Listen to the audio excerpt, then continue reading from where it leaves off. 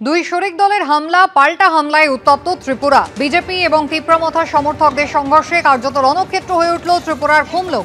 BJP কর্মী শহীদ দেববর্মার বাড়িতে ভাঙচুর হলো। অভিযোগ, তীব্রমথার কর্মীদের বিরুদ্ধে দুই দলের সংঘর্ষের জেরে এক বিজেপি কর্মীর চোখে আঘাত লাগার অভিযোগ। তীব্রমথার পার্টি অফিসেও ভাঙচুর চালানো হয়েছে, অগ্নিসংযোগ করা হয়েছে বলে আগেই অভিযোগ উঠেছে। রাত থেকে ঘটনাস্থলে মোতায়েন রয়েছে ডিআইজি সাধারণের নেতৃত্বে বিশাল নিরাপত্তা বাহিনী। বিধানসভা ভোটের আগে রাজ্যের একাধিক পুরসভায় রদবদল ঘিরে সরগরম হল রাজ্য রাজনীতি। অস্বস্তি বাড়ল তৃণমূল শিবিরে। পদত্যাগের নির্দেশ এলেও দুই পুরসভায় চেয়ারম্যানের পদ ছাড়তে নারাজ তৃণমূলের দুই তাবড় নেতা গোপাল শেঠ ও রবীন্দ্রনাথ ঘোষ। দলীয় কোন্দল নিয়ে তৃণমূলকে খোঁচা দিতে ছাড়েনি বিজেপি। কোথাও চলল দুষ্কৃতী তাণ্ডব, কোথাও আবার দলের এই সিদ্ধান্তের বিরোধিতা করে চিঠি। একদিকে উত্তর 24 পরগনার বনগাঁ পুরসভা আর অন্যদিকে কোচবিহার পুরসভা। পদত্যাগের নির্দেশ এলেও দুই পুরসভাতেই চেয়ারম্যানের পদ ছাড়তে নারাজ জেলা তৃণমূলের দুই তাবড় নেতা, যা ঘিরে অস্বস্তিতে তৃণমূল নেতৃত্ব। সূত্রের খবর, বনগাঁ পুরসভার চেয়ারম্যানের পদ ঘিরে তীব্র টানাপোড়েন চলছে দলের অন্দরে। গত 6 নভেম্বর বনগাঁ পুরসভার চেয়ারম্যানের পদ থেকে গোপাল শেঠকে পদত্যাগের নির্দেশ দেওয়া হলেও এখনও পদ আঁকড়ে আছেন তিনি। আর চাঞ্চল্যকর বিষয় হলো, এই আবহে বুধবার রাতে বনগাঁ পুরসভার 6 জন তৃণমূল কাউন্সিলরের বাড়িতে হামলা চালানোর অভিযোগ উঠেছে। বাইরে বারান্দায় এসে দেখছি ভাঙচুর করছে, অজস্র খিস্তি খেয়োর গুলি ইট ছুটছে। হ্যাঁ, সিসি ক্যামেরা ভেঙে দিয়েছে। হ্যাঁ, 4 রাউন্ড গুলি ছুড়েছে।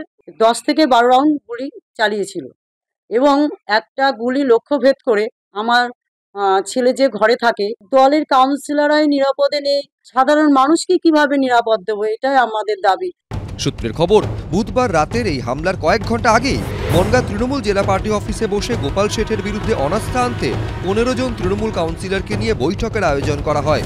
সেখানে 9 জন সই করলেও সেই কাজ থেকে বিরত থাকেন 6 জন কাউন্সিলর। তৃণমূলের একাংশের অভিযোগ, বেছে বেছে সেই 6 জন কাউন্সিলরের বাড়ি লক্ষ্য করেই হামলা চালানো হয় রাতে। এদিকে বনগাঁ পুরসভার পাশাপাশি কোচবিহার পুরসভাতেও পদত্যাগের নির্দেশের পরেও চেয়ার ছাড়তে নারাজ হেভিওয়েট তৃণমূল নেতা রবীন্দ্রনাথ ঘোষ। প্রশ্নই ওঠে না তো পদত্যাগ। যিনি নিয়োগকর্তা তিনিও অপারেশন করতে পারবেন। রাজ্যের মাননীয় মুখ্যমন্ত্রী তিনি আমাদের নিয়োগ দিয়েছেন, এটা অ্যাডমিনিস্ট্রেটিভ পদ। এখানে এই তৎকালীন নেতারা তারা এসে কিভাবে আমাদের অপারেশন করে। তৃণমূলের অস্বস্তি নিয়ে খোঁচা দিয়েছে বিজেপি। আসল বিষয় হচ্ছে যারা ঠিকমতো তোলা দেয়নি কালীঘাটে তাদেরকে পরিবর্তন করতে হবে। অর্থাৎ মিউনিসিপ্যালিটিতে নাগরিক স্বাচ্ছন্দ্যের পয়সা মেরে যারা নিজেরাই শুধু পকেটস্থ করেছে, উপযুক্ত ভাগ কালীঘাটে পৌঁছায়নি, তাদেরকে সরানোর কাজ চলছে। সব মিলিয়ে বিধানসভা ভোটের আগে বিভিন্ন পুরসভায় চেয়ারম্যান বদল ঘিরে তৃণমূলের অস্বস্তি ক্রমেই বাড়ছে। আশাবুল হোসেন, সমীরণ পাল, শুভেন্দু ভট্টাচার্য, এবিপি আনন্দ।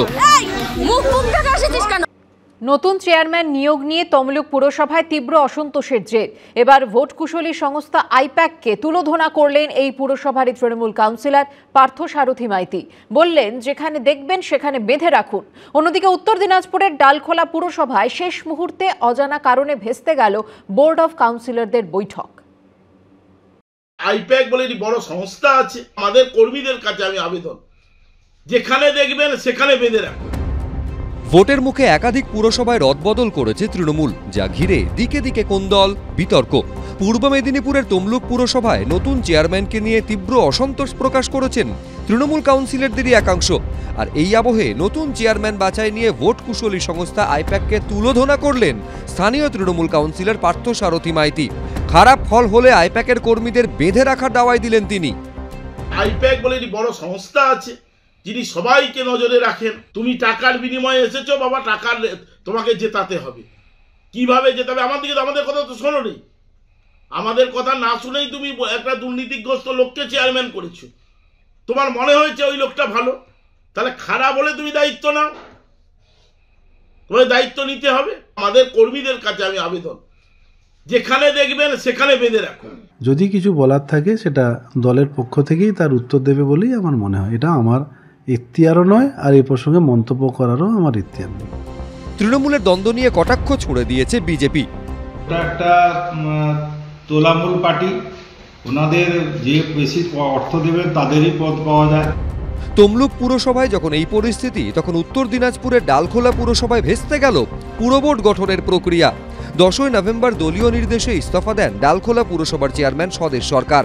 বুধবার বোর্ড অফ কাউন্সিলরদের নিয়ে বৈঠক ডাকেন উপপুরপ্রধান, কিন্তু শেষ মুহূর্তে বাতিল করা হয় বৈঠক। নাম যেটা এসে আমাদের কাছে পৌঁছেছিল, তো আমরা তখনই একটা ডিসিশন আমরা সবাই মিলে নিই। 10 জন কাউন্সিলর আমাদের একসঙ্গে সহমত ছিল যে নামটা এসছে সে নামটা আমরা মানতে পারছি না। বিধানসভা ভোটের মুখে এই ডামাডোলের প্রভাব কি তৃণমূলের পারফরমেন্সের ওপর পড়তে পারে? উত্তর মিলবে বছর ঘুরলেই। বিটন চক্রবর্তী, সুদীপ চক্রবর্তী, এবিপি আনন্দ। আলিপুরদুয়ারের কুমারগ্রামে প্রকাশ্যে তৃণমূলের গোষ্ঠীকোন্দল। তৃণমূলের প্রাক্তন ও বর্তমান ব্লক সভাপতির বিবাদ চরমে উঠল। কুমারগ্রামে ধীরেশচন্দ্র রায়কে সরিয়ে তৃণমূলের ব্লক সভাপতি করা হয় সুদয় নার্জিনারিকে। বুধবার তৃণমূলের দলীয় কার্যালয় থেকে আসবাবপত্র তুলে নিয়ে যান প্রাক্তন ব্লক সভাপতি। পাল্টা দলীয় কার্যালয়কে গোবর লেপে জলে ধুয়ে ধূপধুনো দিয়ে শুদ্ধিকরণ করলেন বর্তমান ব্লক সভাপতির অনুগামীরা।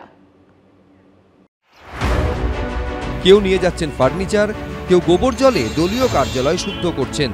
আলিপুরদুয়ারের কুমারগ্রামে তৃণমূলের প্রাক্তন ও বর্তমান ব্লক সভাপতির কোন্দল প্রকাশ্যে এলো।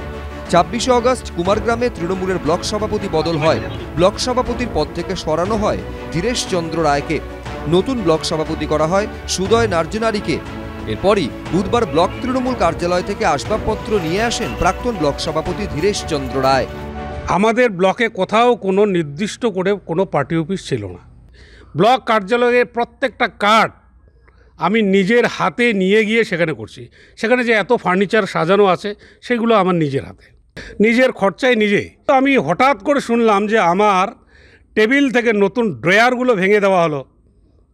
কোন উদ্যোগে? আমাকে একবার জিজ্ঞাসা করার পর্যন্ত মনে করলো না ব্লক সভাপতি। প্রাক্তন ব্লক সভাপতি ফার্নিচার নিয়ে যেতেই গোবর জল দিয়ে তৃণমূল কার্যালয় শুদ্ধিকরণ করতে দেখা যায় তৃণমূল কর্মীদের একাংশকে। যার জিনিস উনি নিয়ে গেছে। আমাদের চেয়ার আছে, চেয়ার আনতেছি, কোনো সমস্যা নেই। খারাপ দেখার কোনো বিষয় নেই, যার জিনিস ছিল উনি নিয়ে গেছেন, বাস। এই শুদ্ধিকরণ নিয়ে আবার পাল্টা কটাক্ষ ছুড়ে দিয়েছেন প্রাক্তন তৃণমূল ব্লক সভাপতি। পার্টি করতে গেলে যে গোবর জলটা দরকার, হিন্দুদের গোবর জল দরকার, সেটা তারা আজকে প্রমাণ করে দিল। তৃণমূলের প্রাক্তন ও বর্তমান ব্লক সভাপতির এই কোন্দলকে হাতিয়ার করে সুর চড়িয়েছে বিজেপি। এরা যখন ক্ষমতায় থাকে তখন এরা বাবাকেও ছাড়ে না। আগামী দিনে দেখবেন মানুষ এই সমস্ত কাণ্ডকীর্তি দেখে একদম তিতিবিরক্ত হয়ে আছে। কয়েক মাসের মধ্যে তৃণমূল অস্তিত্ব থাকবেই না। তো আমাদের কোনো গোষ্ঠীকন্দল নেই, আমরা সবাই এক আছি। বছর পেরোলেই বিধানসভা ভোট, তার আগে গোষ্ঠীকন্দলের অভিযোগ ঘিরে অস্বস্তি বাড়ছে শাসক শিবিরে। অরিন্দম সেন, এবিপি আনন্দ, আলিপুরদুয়ার। এবিপি আনন্দ, এগিয়ে থাকে, এগিয়ে রাখে।